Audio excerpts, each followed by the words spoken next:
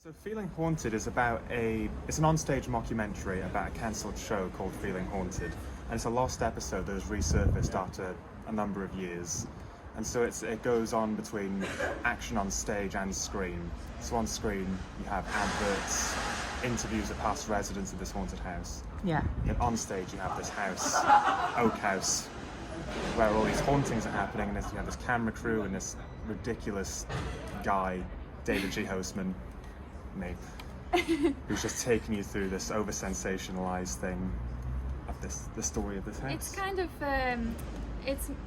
it's such a parody show that it makes us laugh because we made the characters kind of from improvisation.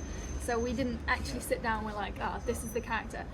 We kind of got up in a room and just started messing around, and then whatever kind of clicked on, we kept that.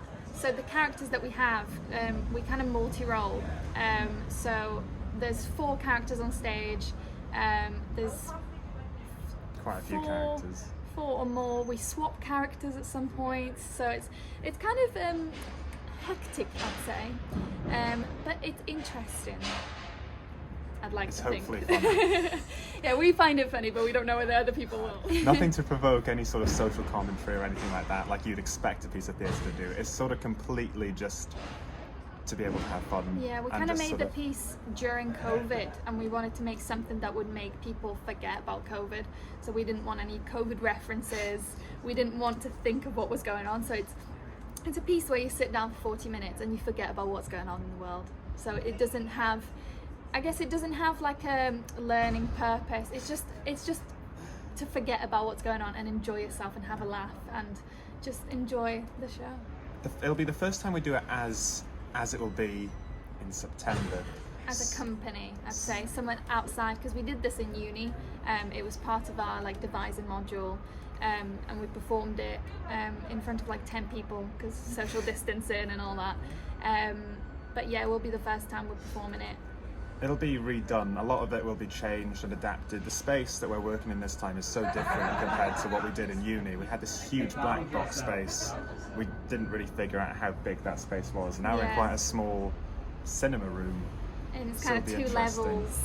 It will have to adapt, but I think that's kind of the challenge we have to take, because if we do want to take it further and perform it somewhere else as well, I feel like we need to know how to adapt the space. So not the first time we've done it, but it'll be the first time it's done like the name. I feel like I want to tell the story of the name. She mentioned devising in uni. One of our first sessions as a group together, we made this. We had, what was the stimulus? It was just found text. So we had this Indian restaurant menu and some random other stuff, and we devised this scene which is in like a seance, and the ghost is trying to order an Indian a curry through like a Ouija board, and our lecturer described it as a pile of psycho garbage. We didn't know whether to take it as a positive or negative, but we took it and we created something with it. I'm not sure if it was a positive comment, because he kind of sat there like, I don't know what you just showed me, but yeah, it's a bit of psycho garbage that. So we rolled with it. Yeah, we kind of rolled with it. There is 2 people missing today. We do have 2 more people in our company, but they can't be here today. So they kind of did a lot for the production. The 2 very funny people, and I feel like I wish they were here today, but I'm sure if anybody comes to see it, they'll see what they're like as well. Definitely at the Fringe, like we signed up a couple of weeks ago. Yeah, it was kind of all last minute. We were debating on whether to do it or not, and we reached out to other companies from UCLan, because there's another company, is it Death by Pie? They're doing Manchester Fringe as well.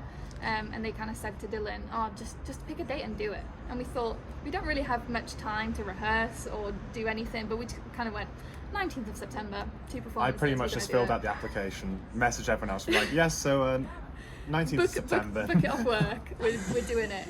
And it's kind of, that's why it's very sudden, it's all last minute, but we're excited to do it, and I think it'll be a nice thing to do after graduating, to kind of carry on with the acting industry rather than just getting into a 9-to-5 job trying to find things to do.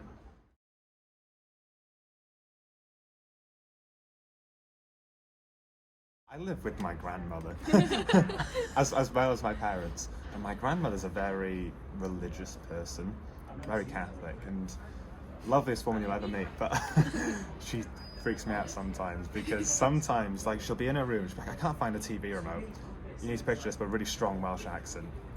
Really, and she's like, I can't find a TV remote. And she'll sit down, and her son Paul passed away a few years ago.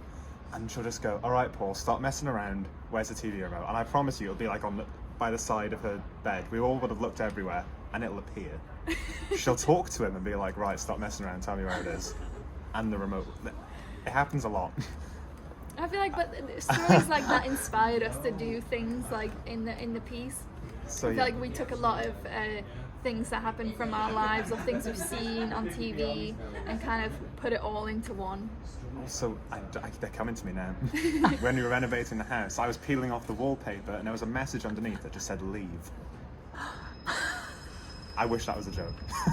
And I feel like in some weird way we kind of put that in our piece as well, because we have the bit where we spoilers. Oh yeah, don't want to give spoilers. Definitely we did, because we were worried. messing around so much to the point we were like, oh god, what if anything does happen? Because we were doing like fake seance, but it was kind of getting a bit too real. Because you have that thing with horror movie sets, don't you, where they're like, oh yeah, the actors were tortured by ghosts. But I think we were lucky. Yeah.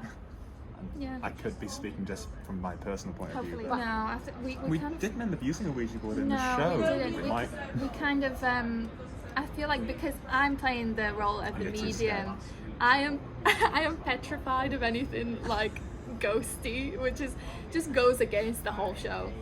I remember when we were doing research, they made me watch horror movies, which I never watched horror movies. We watched like Hereditary and stuff like that, just to get me into the character a bit more, because I feel like I wasn't connected enough because I was so scared of horror. Yeah, I was playing this medium who's just this crazy woman that believes in ghosts and kind of talks to them. But I feel like that helped with my characterization. I always watch horror films, so It was easier for the other three. It was just me that was struggling, but yeah, I feel like now I'm more open to it.